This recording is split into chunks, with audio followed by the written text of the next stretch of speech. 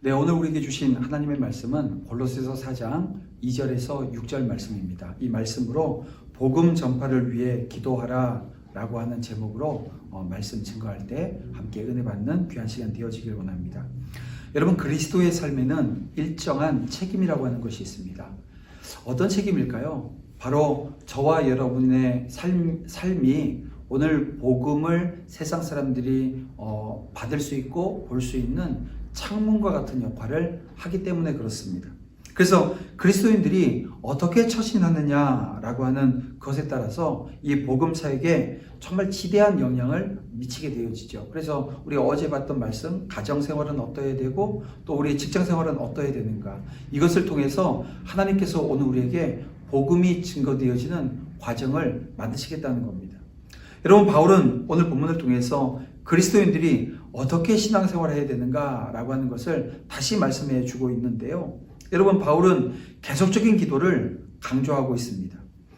그리스도인들에게는 기도를 멈추지 말고 생활해야 될 그런 의무라고 하는 것이 있습니다. 우리는 기도함에 있어서 늘 깨어있는 신앙생활을 할 수 있습니다. 기도하지 않으면 활력 있는 신앙생활이라고 하는 것은 정말 머나먼 이야기가 아닐 수 없지요.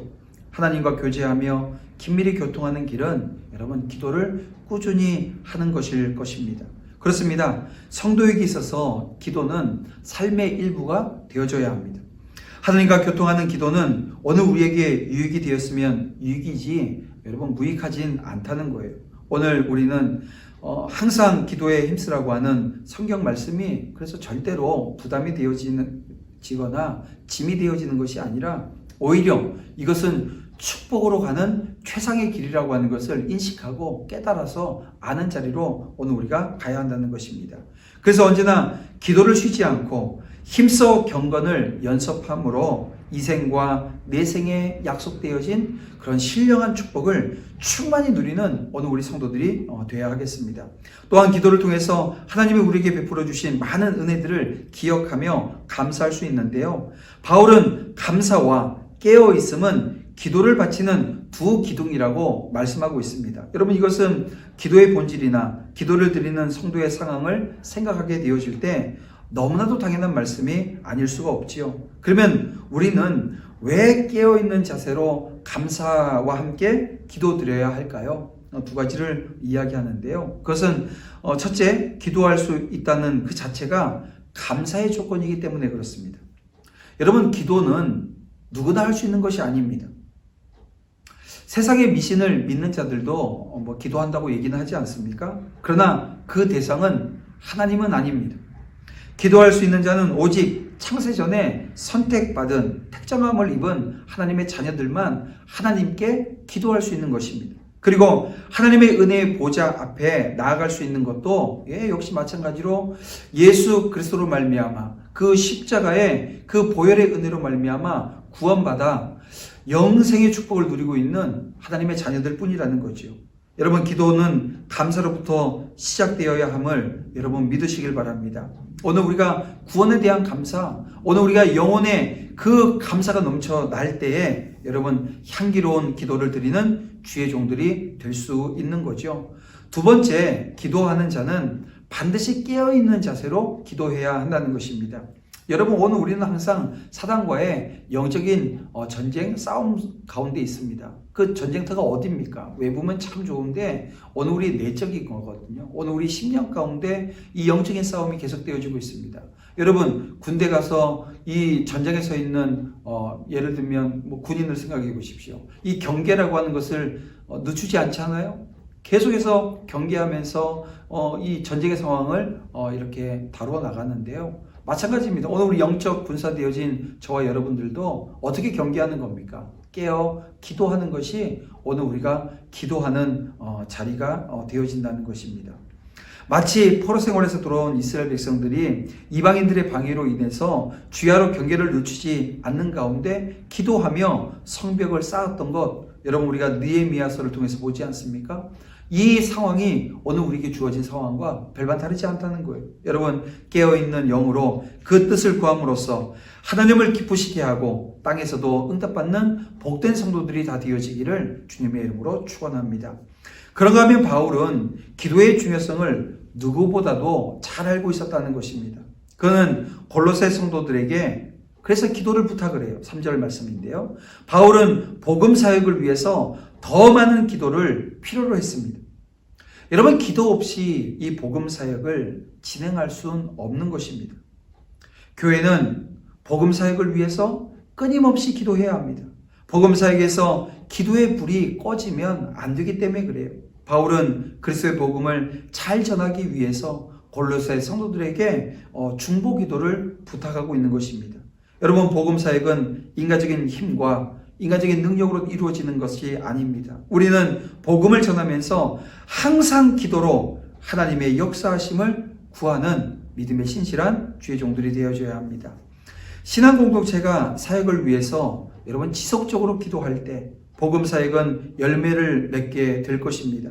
여러분 사무엘은 기도를 쉬는 것이 뭐라고 했나요? 죄라고 이야기를 합니다. 사무엘상 12장 23절에서 말씀하고 있는 내용인데요.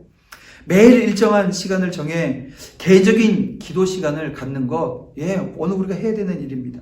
또한 우리가 섬기는 교회와 공동체를 위해서 기도하는 그 기도, 이 동역하는 그 자리에 함께 서야 합니다. 복음 증거자들과 복음 사역을 위해서 여러분 기도할 때 여러분 어떤 일이 벌어집니까? 사역의 열매가 맺히게 되어지고요.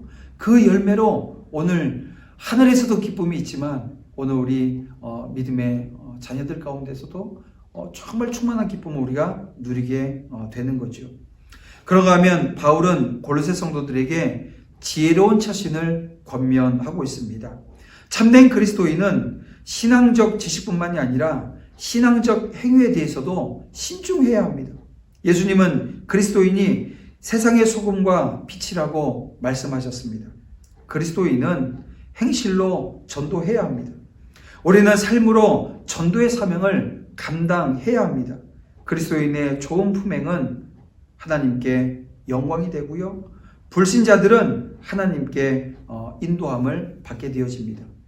반면에 좋지 않은 평판이라고 하는 것은 복음 사역에 정말 치명적인 해악을 끼칠 수도 있습니다.